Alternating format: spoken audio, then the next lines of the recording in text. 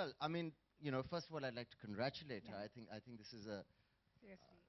a great occasion. I think she's done really well with this thing. Sohabia, you know, obviously went. I So went to a many. wonderful university. I went to two wonderful universities actually. She went to Oxford as well as the London School of Economics, and was highly qualified and was working in Citibank, and you know, all set to do that.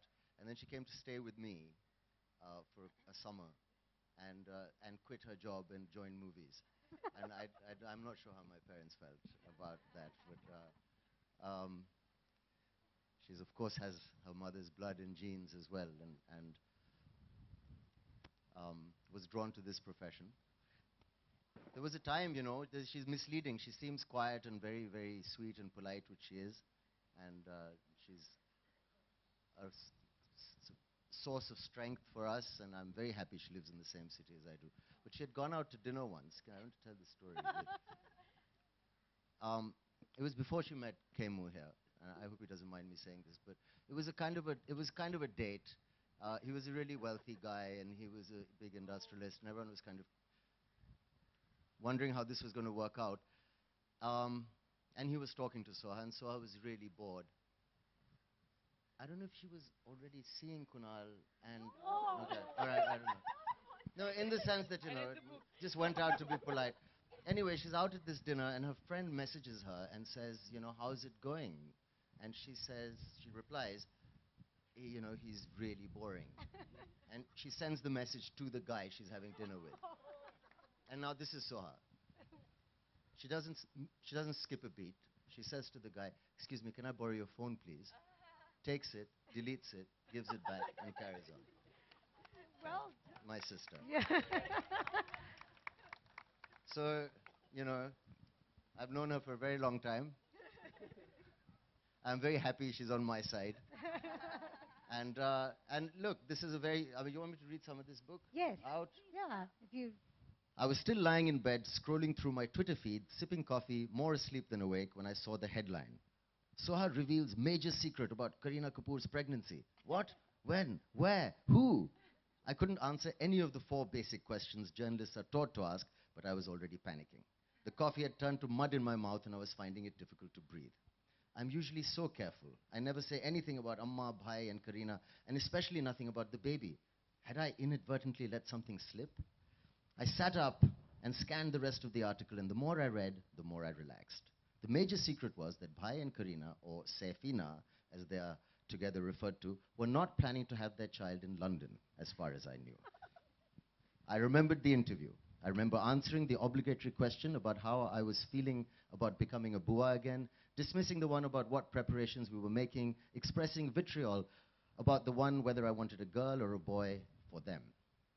Will they have the baby in London? The question had come out of the blue, and I was bemused. Why would they want to have the baby in London?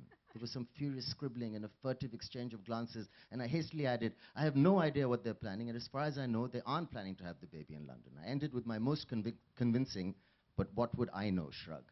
So the fact that the baby would not be born in London, or Bolivia, or Zimbabwe, or Mars for that matter, was major news. Any tiny detail or non-detail is major news. And some journalists will come up with the most ingenious ways to uncover these tidbits, as illustrated below by the line of questioning I am often subjected to. Whilst premiering the first episode of The Great Indian Home Makeover, a televised show on interior redecorating that I host. Question. Tell us about the show. Answer. It's a home makeover show where we surprise the homeowner and make over one room in the space of 48 hours. Question.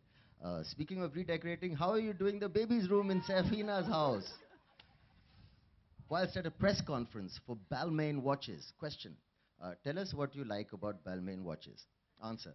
They are stylish, elegant, and feminine. A woman's watch is more than a timepiece. It's a piece of jewelry, a style accessory. Question. Speaking of time, it's a happy time in the family with the baby coming. When is it due? Whilst at a store inauguration for a jewelry brand. Question. What is your favorite piece of jewelry? Answer. My engagement ring, for obvious reasons. Question. Speaking of rings, you will be ringing in the new year with a new family member. How will all of you spend New Year's Eve? Whilst promoting the film 31st October. Question.